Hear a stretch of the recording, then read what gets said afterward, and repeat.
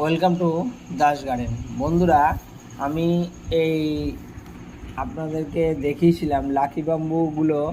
আমি দেখুন রিপোর্টিং করেছিলাম, একটা গাছ থেকে তিনটে গাছের রিপোর্টিং করে বানিয়েছিলাম। দেখুন গাছগুলো পুরো সতেজ রয়েছে, কত সুন্দর লাগছে।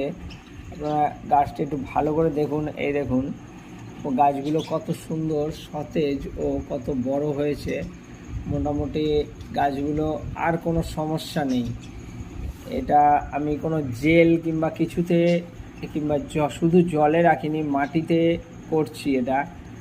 এটা নিয়ে আমি একটু এক্সপেরিমেন্ট করছি যে গাছ কীভাবে লাকি বাম্বুকে কত রকমভাবে রাখা যায়। এই দেখুন একটা ডগাকে খালি বসিয়েছিলাম, এই যে দেখতে পাচ্ছেন, এই যে ডগাটা, এই ডগাটা কিন্তু এরকমই আমি